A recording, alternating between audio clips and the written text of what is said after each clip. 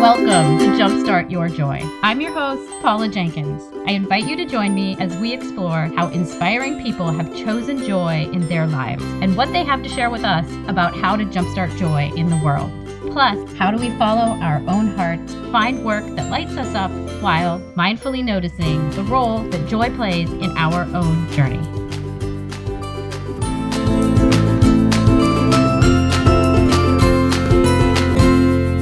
Welcome to episode 92. This is Paula Jenkins, the host of Jumpstart Your Joy. This week, I am so excited to be speaking with Zoha Abass of the site Multidoer.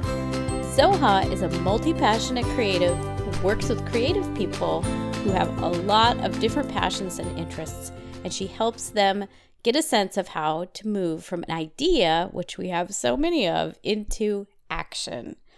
This is one of those fun, authentic conversations that I just love to share with you guys. Zoha and I hit it off and found so much common ground to chat about. I know many of you guys are creative multi-passionates, and if you've enjoyed my episodes with Emily Wapnick or Michelle Ward or so many others, you're going to want to catch every second of this conversation with Zoha. Before we get to that, the theme for this month on Jumpstart Your Joy is your purpose. I've been looking at lots of different ways you can follow your heart and live the life of your dreams and how to get in touch with your purpose. Earlier this month, if you want to go back and listen, I had on Michelle Ward and Laura Sims, along with the next week was Paul Selig, and I've done a solo cast about finding your purpose as well. I am so glad that you guys are all here and want to give you a big thank you for tuning in this week and always. Thank you so much for joining me. You'll find that I publish show notes for each episode that include links to a guest's website, additional references, and some of the thoughts I have about the topics we discuss. You can find them for this show with Zoha over at the website at jumpstartyourjoy.com/episode 92. While you're over at the site, I invite you to register for my very free e-course, Joy Plus You Unleashed, which is a fun, self-paced class that guides you on how to focus on making more room for joy in your life. It is definitely something that I am extremely passionate about. There's a sign-up form right on the homepage of the website, jumpstartyourjoy.com, where you can put your name and your email right in that little box, and then you'll start getting those emails. You can also find past episodes and nearly 8 years of blog posts that I've written, all to help you find joy in your life. This week, I'm really excited to share this conversation with Zoha Abass. Every once in a while, there's a guest with whom I just click, and meeting Zoha was one of those times. She's got a background in advertising, and so do I, and she is a multi-passionate, which I am as well, and she has so many interests.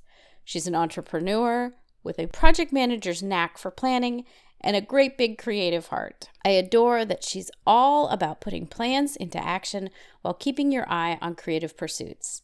So without further ado, let's go to the interview with Zoha. Welcome to Jumpstart Your Joy. Today we have Zoha Abass on the show. I am so excited to speak with you. Welcome to the podcast. Thank you so much for having me. I'm so excited to be here. Yay! What brought you joy as a child? What were your earliest sparks of joy? Oh my goodness. So I was into so many things as a child too. I used to draw a lot of little cartoons, did a lot of paper mache. I had a little play school piano that I used to plunk around on, and I'd like pick out random songs that I would hear, just pick them out by ear. My mom is a fine artist, and she would give me different art projects and stuff. Like every single summer, I'd get these big projects. And my cousins came to stay one summer, and she tasked us with putting together a puppet show. So we had to like make the backdrop and write the script and sew the puppets up and all of that stuff. So I think she probably saw that in me early on, but she also really encouraged it and really let me go for whatever I was interested in at the moment. If I was like, oh, I really like calligraphy, we'd go to Barnes and Noble and get like a little calligraphy set with the little books that like teaches you how to do it. Or like, I really like, sculpture looks kind of neat. She's like, here's some clay, go make something. So I'm really thankful for that. But I was into so many different things as a kid. Yeah. So do you want to tell us a little bit about what you do and who you are? Yeah, absolutely. So I am a person who was sort of disenchanted with the corporate life. And I'm now a creative productivity coach. And I help multi-passionate creatives define their priorities, set goals, and get things done, all under the umbrella of my new business, Multidoer. Yay, Multidoer. I love a good Multidoer. Yes, because there's something about this show. I'm a self-proclaimed multi-passionate myself, so I totally get it. And there's been quite a few on the show, including everyone's beloved Emily Wapnick. So, wonderful. You are in such good company here. Let's see. So how would you define a multi-doer, though? What does that include in kind of the way you define it? Yeah. So I think the key thing here when I was choosing that name for my business was the word doer. So they're multi-passionate people who are action-oriented and like ready to really grab the bull by the horns and start doing stuff, because I think it's a very interesting space. I'm a multi-passionate creative as well. And I have definitely had times in my life where I've been multi-passionate, but I haven't really been acting on. And I think there's a whole other phase that people enter once they're multi-doers and they're really sort of taking action and going for it. Ooh, yes. I like this so much because you're totally right. There's that early phase of what the heck am I? Why do I love all this stuff? Why can't I figure out this thing? And then there's this is a thing. Wait, just being multi-passionate's a thing. But then I love that you're taking this to a next level. Where did it strike you that there's that difference of kind of, yeah, I get it now, but now I want to take action on being a multi-passionate? I think it sort of hit me probably, it didn't even hit me until after college that was like a whole different level, because I've been multi-passionate my whole life and didn't really have like a label to put to it. I just thought I was kind of weird, but I'm so excited that I'm seeing more and more people just like owning this multi-passionate like badge of honor. Like, yes, I'm into a bunch of things and I like it and I'm creative, but I really didn't have like defined goals. I wasn't really making progress on my project. And there was this point that I hit after college where I was just like, if I'm not taking baby steps to do any of this, it's just a lot of talk and it's a lot of unfinished projects and what felt to me almost like wasted time, even though I don't think there's really anything in this life that is truly time wasted. But it's sort of like you're looking for your time to amount to something. And like you can say, oh, yeah, I built that. And it took this much effort and this much time. And I really put myself into it. And I didn't have anything that I could point to and say, I did that. I finished it. It's done. I created it. So there was nothing for me to really like hang my hat on and say like, oh, yeah, my multi-passionate efforts have really paid off. Yes. So I started like breaking stuff down and figuring out ways to get things done that would kind of make me feel more fulfilled and make me feel more comfortable and just happy with that multi-passionate badge. Yes. And I can relate to that so highly, both the piece and so I'm a project manager by day, which is an interesting fit if you're a multi-passionate. You're like, how do I channel all these interests and still get stuff done? That's kind of a fun way to do it. But yeah, I can appreciate the piece of wanting to put things into action, because I think in my own world, even like around this podcast, like once I put my head to it and got moving in a direction, then I don't know if you find this is true for yourself as well, but then do you find that like the creative juices all get focused and it's almost like you Oh, hit a yes. magic zone or something? Absolutely. Yeah. It's like you're gaining momentum. It's almost like you're the little snowball rolling down the mountain, right? Mhm. But like not in a reckless careening, like flying to your doom kind of way, but like in a way that you're growing like that little snowball is, going down the mountain, and you're gaining momentum, you're gaining clarity, you're even gaining speed in some things. I think you're totally right. Yeah.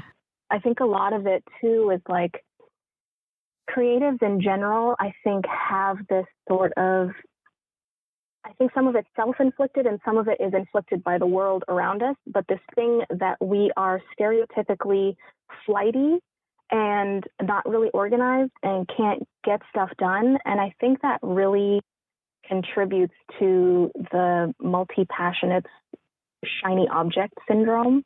Mm-hmm. And it's almost like you don't get, and this is hard for me to say because I don't want to admit it sometimes as a multi-passionate creative, but like you don't get deep enough into something to like really let the floodgates open and have those creative juices be flowing, for you to gain that momentum.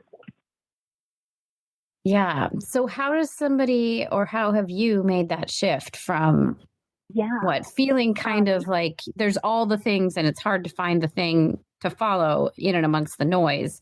How do you shift into that space of action? It has definitely, at first it was a real challenge because you're so right, especially about that word noise. There's so much stuff that we could be doing or want to be doing. There are new things popping up every single day. And especially with like social media and technology moving as fast as it does, there's something new that you could jump into literally every minute of every day. But I think it's all about defining your priorities. There's always going to be a big list of things that you want to get done, but it's all about what are those few things that are really at the top of that list, whether, it's because it's something that needs to get done, you're working on a deadline, or because it's something that is really, really calling to you to work on it. I think defining your priorities is like the first step in being able to kind of get rolling at all. Yes, I love a good list. I also know there's a lot of men, girl. Yes. Yeah, I think we are two kindred spirits here. I think so.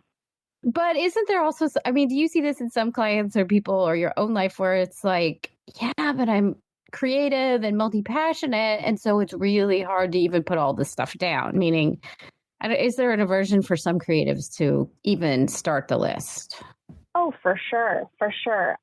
I think a lot of times people look at like, listing or like defining things as constraint.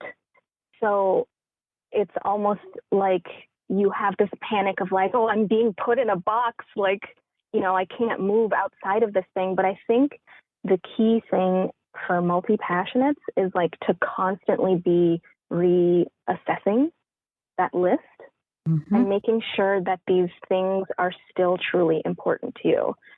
And obviously, if you're going to progress, this isn't something you're going to be doing like on a daily basis, but maybe on like a monthly basis, check in with yourself and see how deep you've gotten into some of this stuff and say like, is this still really speaking to me, or am I still working on it out of, that awesome creative guilt and that feeling of like, I've sunk so much time and so much effort into this.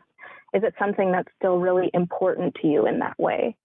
And that way, I feel like you kind of take those boundaries away, because really that priority and that list can be whatever you want it to be. But you just really have to be honest with yourself. And like, are you stopping it because you're getting tired right now? Like you're in the middle of something really challenging and you're, feeling the pain of that growth? Or is this truly something that's not speaking to you anymore and it can be discarded off the list? I really like that kind of that lens by which to decide, is it something, it's okay to drop this thing now, because one of the things I found for myself is I think multi-passionates have this tendency where we get super interested and super focused. And then kind of out of the blue, we're like, yeah, I'm done. I don't need to do that anymore. And that's kind of where that flighty maybe feeling comes from. I think so. Yeah. Do you have a thinking behind what happens there? Like what happens when somebody who's multi-passionate has hit that point with an interest or a project?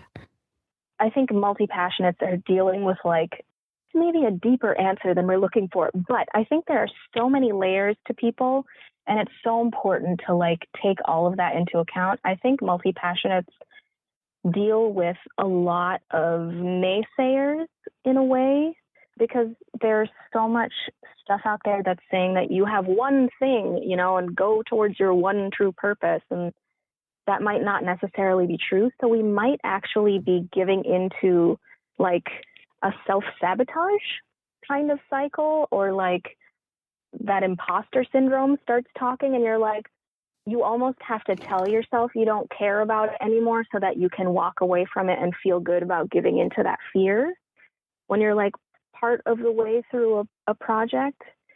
And I think other times it truly just doesn't speak to you anymore.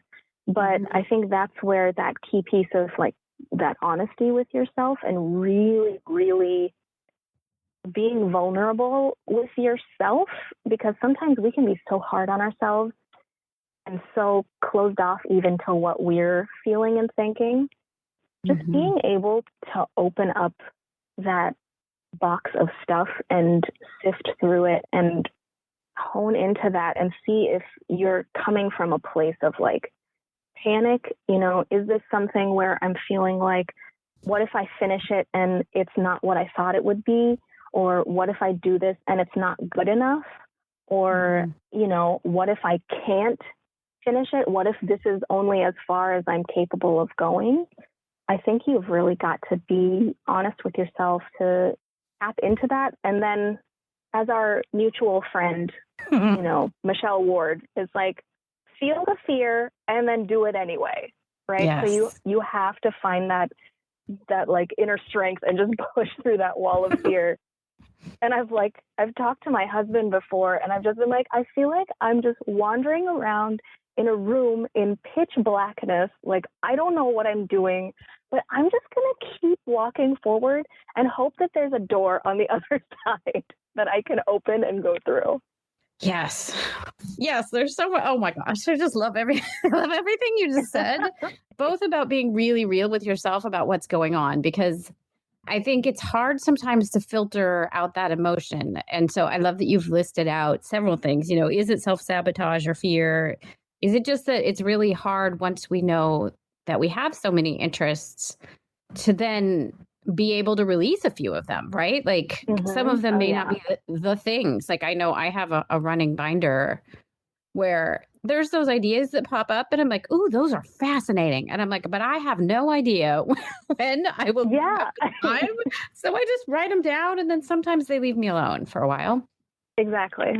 But I think it's really interesting, like why it's so hard to let go of the things. And so I like that you're giving that piece of advice that being self-reflective is often a really good way to get inside your head and say, okay, is this something that really matters that I'm letting it go because I'm scared? Or does it really have it's played itself out? Because I know as a multi-passionate, I'm oftentimes, it's played itself out and I've learned what I needed to know. And I don't know why I'm done with it, but I'm done with it. And that's a really weird space to be. It is. It's sort of this like very awkward pain that you're dealing with, because you're like, oh, I used to love this thing so much and I would be like thinking about it all the time, but like I'm doing it now, like why doesn't it feel the same? And then you start going into that, you know, sort of self-hatred cycle of like, oh, must be because I'm not good enough at it and like I'm never going to be good at anything. And, you know, you just kind of go into this like spiral.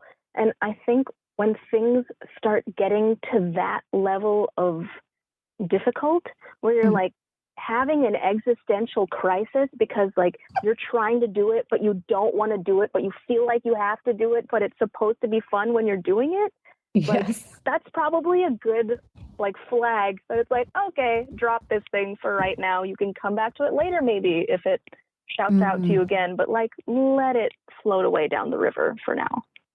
Yeah, and give it a little space, maybe, because it's just there's something about it that's become too much. Totally.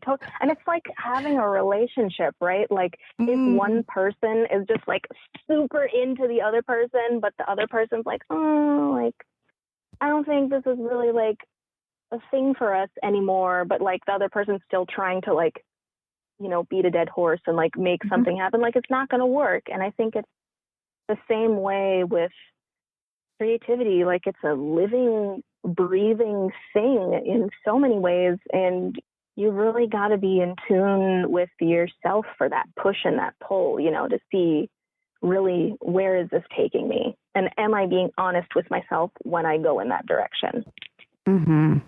Yeah. And trusting too. I know, like in talking with Emily a little bit, like one of the things that I love about the piece that's so hard, my gosh, it's probably the hardest part, or one of the hardest parts for me, but it's like trusting that when you've realized, okay, this thing as it stands right now is over and done, and I'm just going to walk away because that's the respectful thing to do. Yeah. I'm also using the language of a relationship here. That's so funny. But there's probably something in the future that is going to come of either the knowledge or the work or the passion that you had around that thing. Because it's not for naught. Like, and that's the really hard thing, I think, for multi-passionates is when you get into that zone of being so obsessed, it's really hard to back it out and not want to just kind of smother it, maybe. Yes. Oh, yes. Oh, my goodness. And also, I feel like what you just said about it not being for nothing, that's so important to remember, because you as a person at this very moment, you're the sum of all the things that have happened before, right? Like you're constantly growing and you're constantly changing. And, you know, like I, you know, was learning how to play guitar for the longest time, and I haven't played guitar for a while now, and it's something that still calls to me intermittently, but like it's still a really big part of who I am. And I don't think it was ever really for nothing, because it still gives me like a new lens to look at things from. And it's really a part of like me as a person right now, because that's something that I've built on. And I think that's true for everybody, especially multi-passionate creatives. And I think like going back to that thing of feeling like sometimes you have to have the one thing. And if, you know, this thing wasn't your one thing, you just wasted more time in finding your one thing. I think we've got to drop that, that sort of, that thought pattern and that language, because it's really detrimental to being okay with trying something new and still feeling like you're successful as a human being. I don't think you just have to have a thing to be like a successful creative. I think it's okay to embrace all the things, and also to be okay with the things that you've let go. They're still a part of you, but you're moving on to a new phase of you. Yes. Yes. I love the sound that you just made. Yeah. It's kind of a Michelle Ward thing, right? Like, I don't know. She used to say stuff like, oh, God, I want to highlight and underline that. Like, it's so awesome. Oh, yeah. Oh, yeah. Because, and really owning that, I think and that's really the hardest part of coming or being brought up in what is truly a specialist, you know, mindset, where you have a thing and then, you know, we all know the person that at age 4 or whatever decided they wanted to be a doctor and now they are, or they wanted to be a lawyer and now they are. Yeah.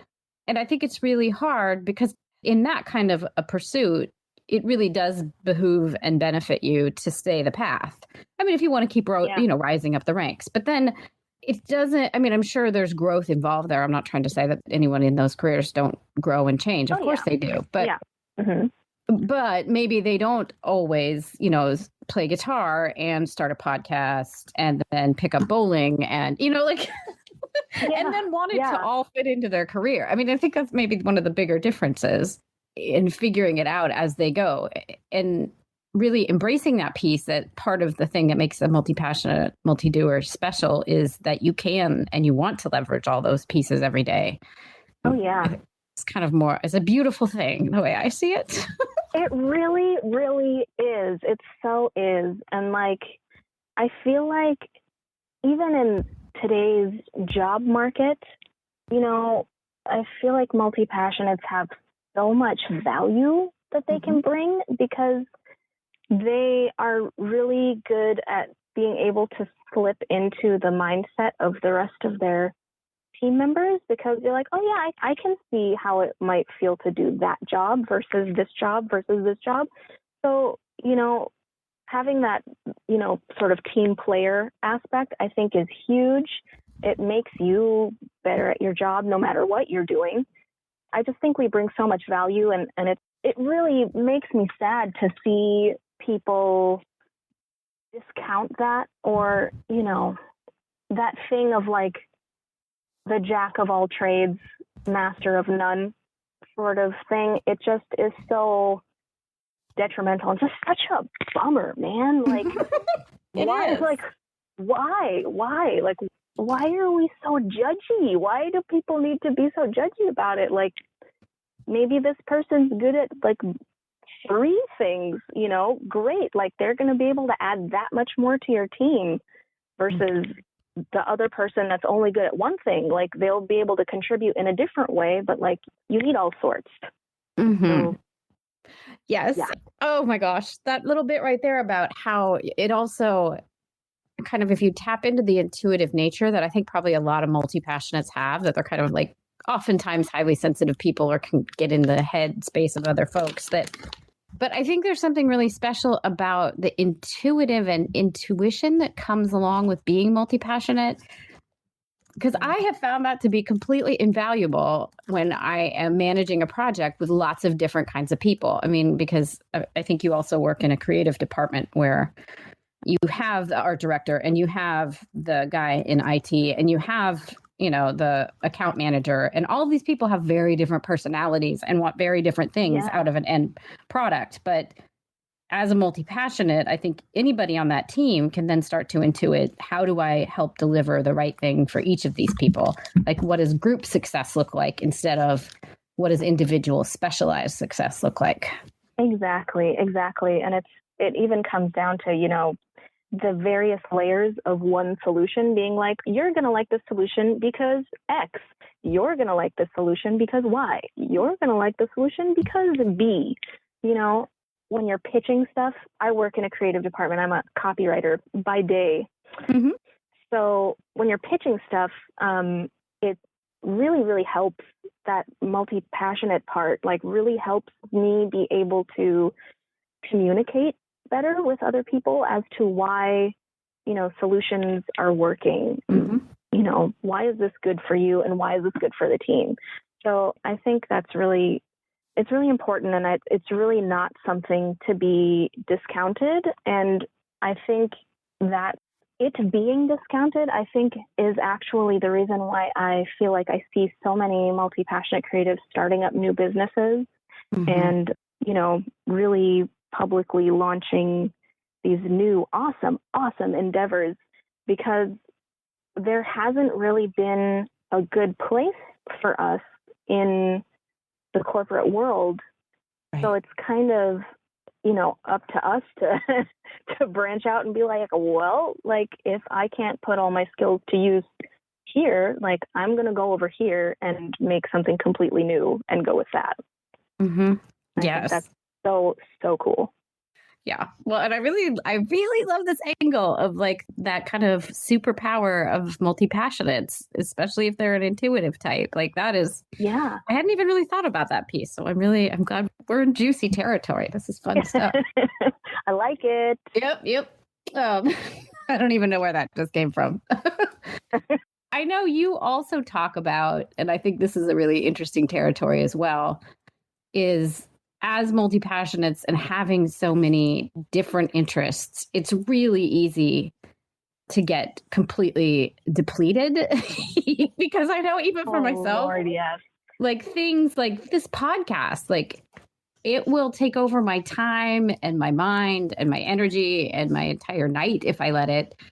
Like, how have you worked with that and not let it just take you down? Like, how can people get in touch with a healthy relationship, maybe with all their interests? Yeah. So I think one big thing that's helped me is really looking at the reality of my time. So I know, like, in the universe that time is infinite and space is forever and all of that awesome stuff. But like here on Earth, our days are 24 hours long. And, you know, of those 24 hours, you're like sleeping for 8 of them. And then maybe you have a day job where you're working for another 8. Maybe you have kids where you're like, you know, you sleep for like 4 hours and then the other 20 hours you're trying to, you know, wrangle your family. And we really have a finite amount of time every day to do something. So coming to that realization was almost like a slap in the face of like, oh my God, like I can't be just going down the rabbit hole all the time. And I'm not going to lie to you and say that it was so easy after that. I just like, I just scheduled my time and then it's fine. But I will say that it does help to keep that in mind, because if I want to do 3 things in a day and I only have 2 extra hours to work with, then I have to kind of decide which things and how much time I want to spend on those things. Otherwise, you know, all my time is gone. And then I get to the end of the day and I'm again in that place of existential crisis of like, oh, why? What is life? You know, I didn't do anything fulfilling today. I'm just a husk of a person. I might as well just, you know, go to sleep forever. Yes. I have had that existential crisis like that, and just getting it all in my head about, well, I didn't execute the thing in its fullness maybe. And so then it feels like I let myself down, which I think if you get back to kind of the Byron Katie, you know, well, is it true? Like if you start with that question and kind of unwind yourself, kind of get into this space of, no, I actually just accomplished a lot. Let's take credit for that where it's due and where the reality hits. Exactly. Yeah. I did this when I was putting together my website, and I was like, okay, yeah, like by the end of the weekend, I'm going to have a website. And like, I had a bunch of other things to do that weekend, and I got to Sunday night and I was like, I have 1/2 of one janky page of a website. And I just felt so awful. It felt terrible. But like, I realized that like I basically laid a trap for myself by setting my expectations so beyond high that there was no way I was going to be able to do this thing with the actual time I had. So I think you have to constantly be like reassessing your expectations of what's possible. And I don't think that always means that you have to do less, but I think you just have to be realistic with, you know, how much time do I have? What resources do I have? And how much to multi-passionates, how much do you have to learn to get to this point of, you know, being able to do this thing? Yeah. Well, and have you found, do you like build in downtime for yourself in a schedule or like in your day to day, or how have you found ways to kind of make it easier and give yourself that breathing space? Yeah. So downtime is huge. I am an super duper extra double plus introvert. And so I need my space and I need to be able to like retreat from the world and like just kind of cocoon so that I can recharge. So I use a passion planner. I freaking love it so much. Yes. It's just the bestest ever. And I started doing this thing, you know, in the past year maybe, where I highlight everything, all different colors. So it's just this like magical rainbow of my time. But yeah, I really do. I build in that downtime, even things like taking into account like, oh, like, do I need to commute from point A to point B before I can do this thing? That's going to take this much time. And then it's going to take me time to park my car and walk to the building, and sit down and get settled. And then I can start doing the thing, right?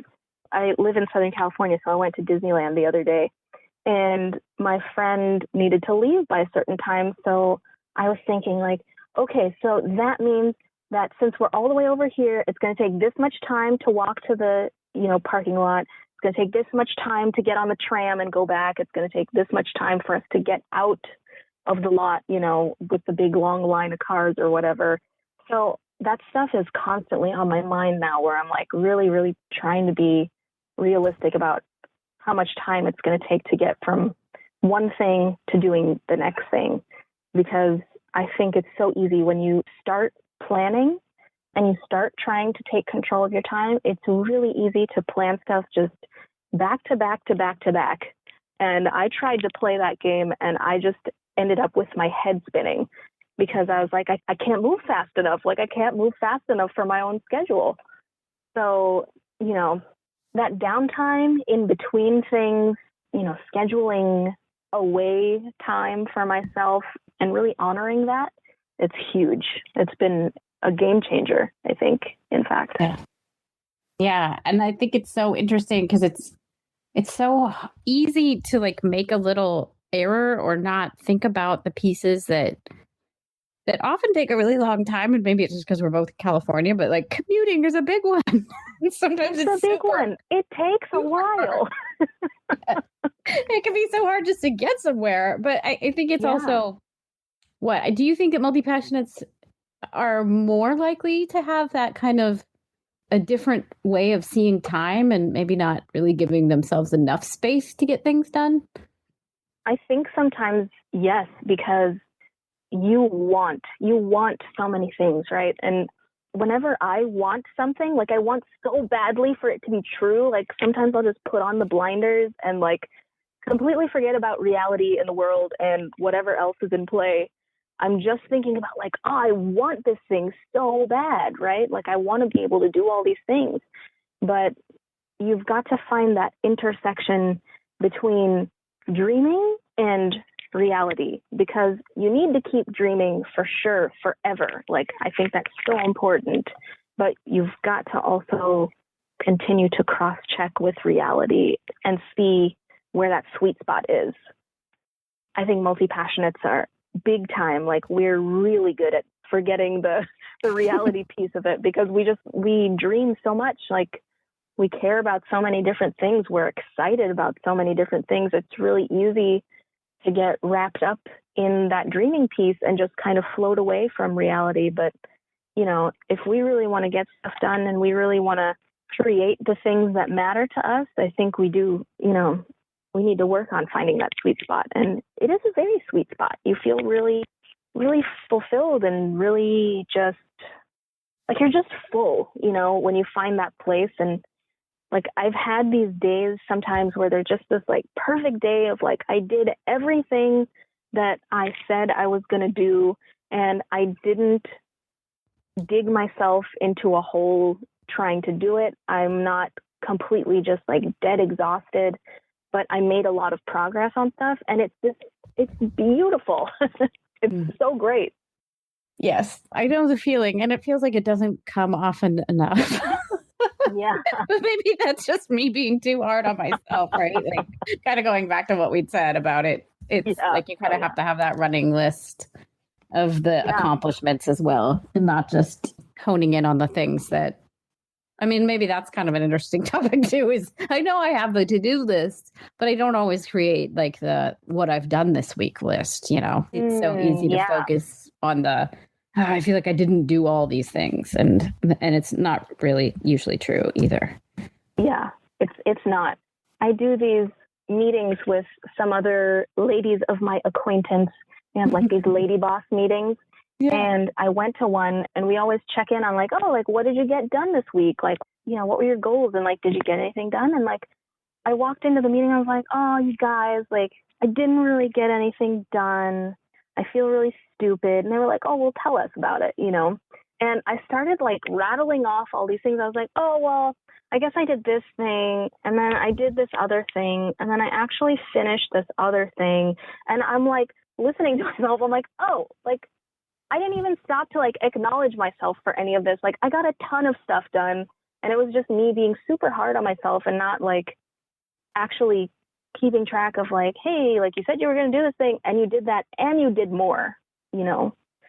So that being hard on yourself piece is really easy to fall into. But I think what you said of like the list of, you know, things I did do this week, I think that's something like that. It doesn't have to be, you know, you writing a list, but something like that where you can acknowledge yourself for the stuff that you did do and like pat yourself on the back for those wins, and then, you know, be okay with the other stuff that didn't get done.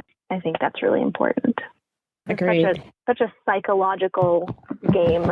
Like instead, it's not just the like physical act of the doing. It's just such a psychological game at the same time. So I think you've really got to keep checking in and keep being able to say like, yeah, self, you did that. Way to go. Yes. Celebrate the wins, but also realize there were wins, because that's, I don't know why it's so hard to see them sometimes. Yeah. Yeah. I think sometimes it even helps to just like tell another person, you know, because if I hadn't gone and those people hadn't like asked me about it, I would have just kept sitting in this thing of like, oh, I didn't get anything done. I suck, you know.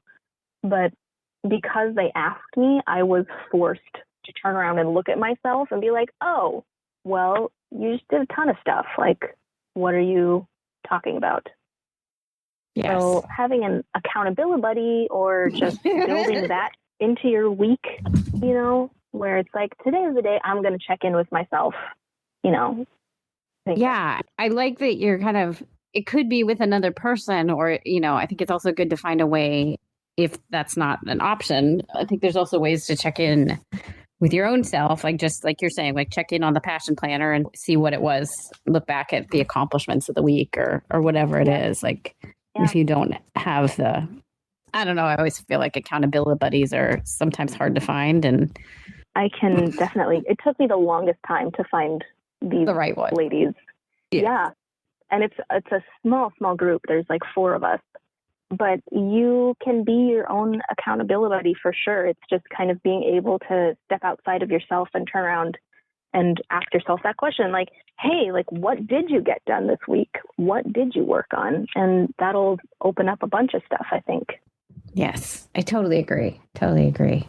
And I love that you found, I mean, it sounds like kind of the equivalent of a mastermind, because I think that's such a nice space. I mean, I have one too, and it's, I don't know, that they just get me, and waiting to find the right people was so key, because I'd been in other masterminds where it was like, no, this is not it. It can be really, really tough, but I do think that patience pays off, because for the longest time I was like, oh man, like, I really just want to talk to a real human being about this face to face. And, you know, I was working with Michelle Wood at the time, and she was amazing. And I just wanted to be able to like keep that going, you know, in my sort of day to day, and have somebody to check in with. And I didn't have anybody for the longest time, but I do think that patience really pays off, because, you know, when you do find that person or those people, it's awesome.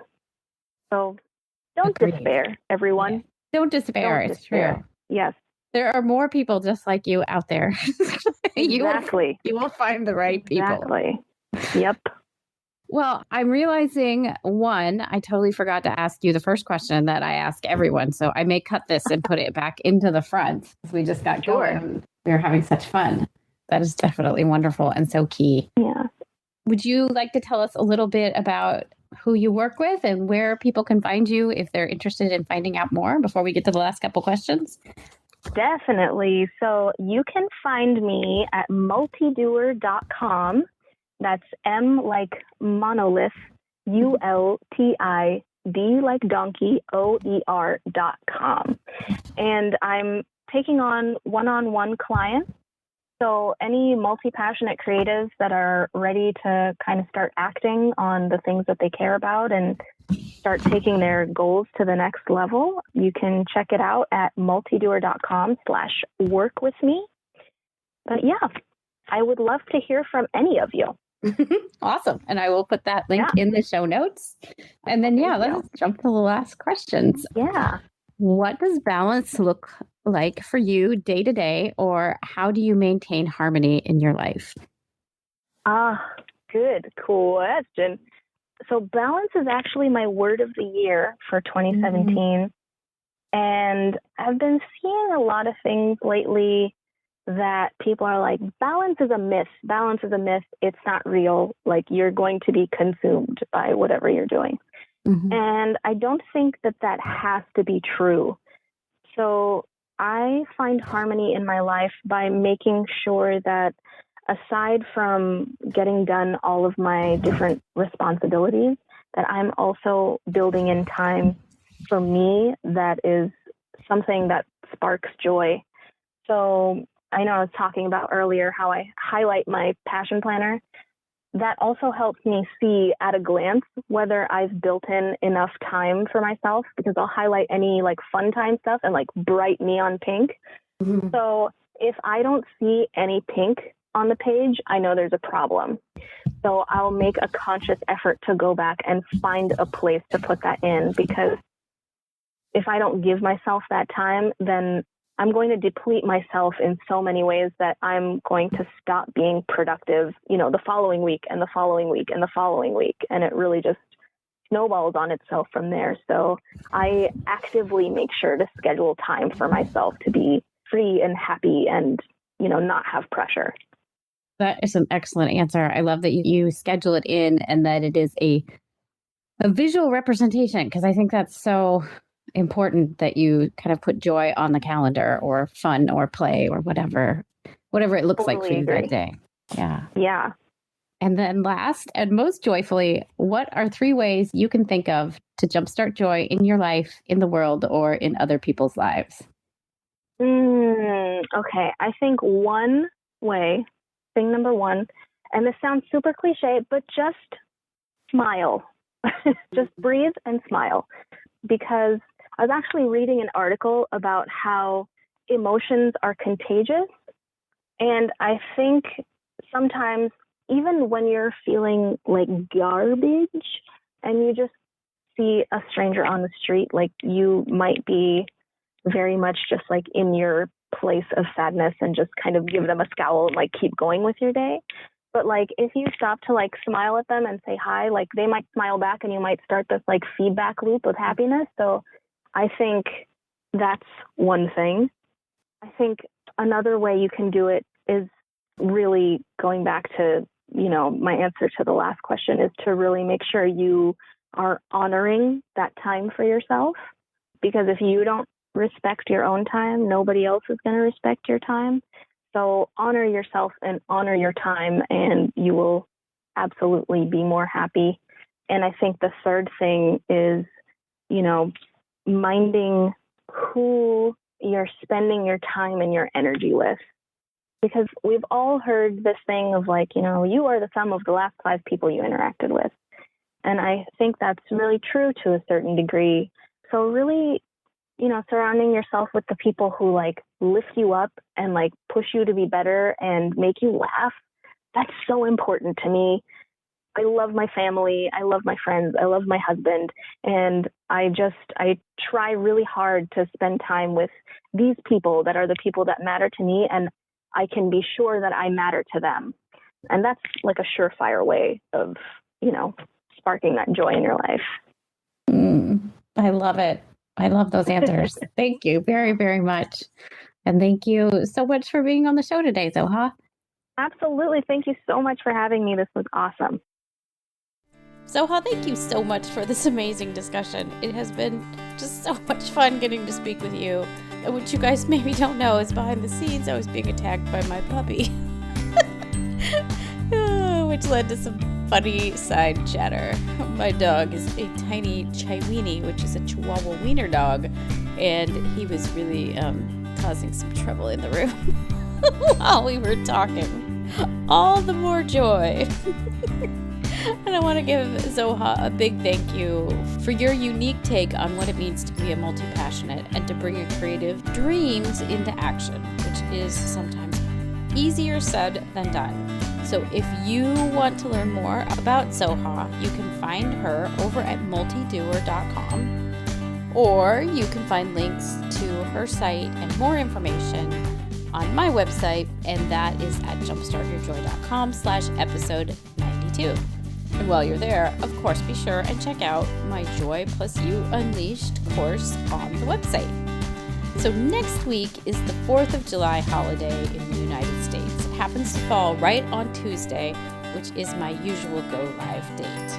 In order to celebrate, I'll be revisiting a favorite interview of mine way back from season 1. I had the pleasure of speaking with Matt Wood, who is the voice of General Grievous in Star Wars.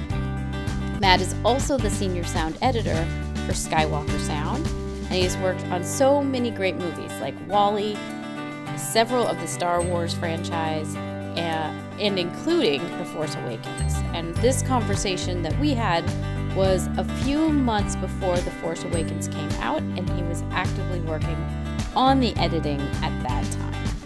I adore Matt's deep understanding of sound, which is nuanced and fascinating, and he also lays down some really deep philosophical thoughts on life that he very masterfully ties into some sound theory. I know you're really going to enjoy hearing from him. I just adored this conversation so much. So I hope you will come back, and until next week, I hope that your days are filled with so much joy.